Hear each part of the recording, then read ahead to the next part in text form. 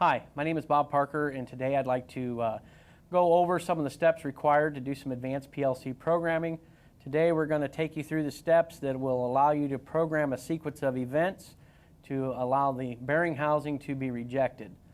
So with any PLC programming assignment, you must well prepare.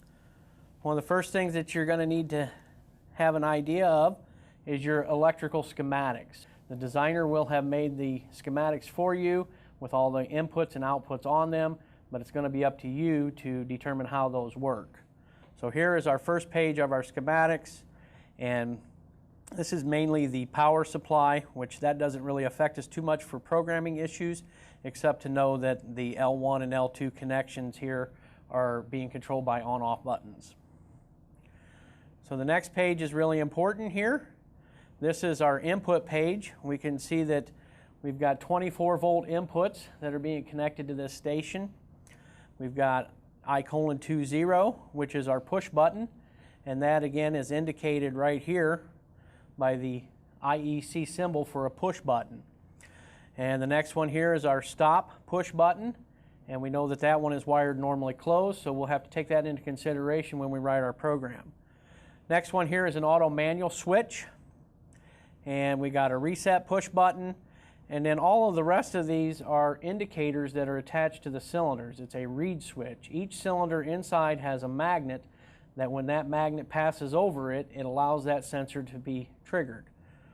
So if we look at the very first one here, I:24, says manipulator back, and that is referring to the cylinder over here on the actual station that places it backwards and forwards. So at this point I just want to go over a little bit closer with you. I:20 is the start push button, and I'm going to go ahead and push that right now. You can see it right here. This would be the push button. And our next one is our stop push button, and that's going to be located right here. And next we have auto manual, which is I:22, and this is a two-position switch, but it only has one address. So in one position you're going to get a signal, in the other position you won't get a signal, so you program accordingly. Our next button is I:23, and this button is going to enable us to reset the station should our actuators get out of control or out of sequence. And our next one is manipulator back, and the manipulator back is referring to this actuator right here. So when it is in its normal state, it is back. You can see that the actuator attached to here is in the back position. Manipulator forward, which is the next input, which is labeled I:25.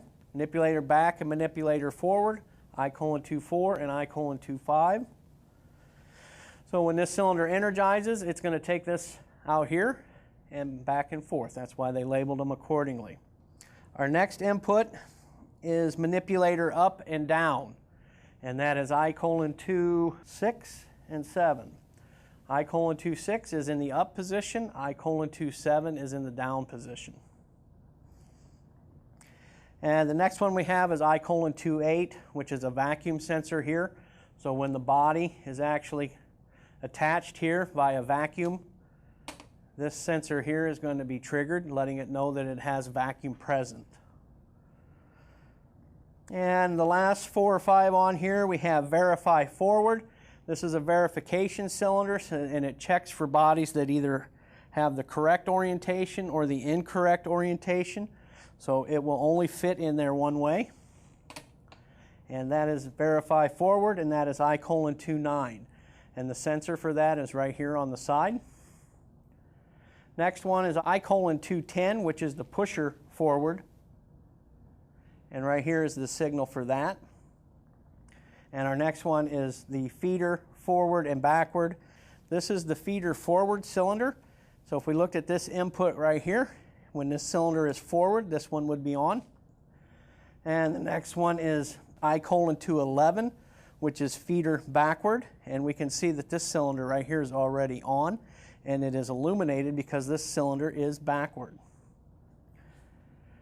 This being backward, and of course this being forward. So each one of these stations has an input on them. You can see some that are illuminated right now, okay, indicating the actual status of these actuators. So it's going to be very important that we look at our documentation on our schematics to be able to map that to the PLC program.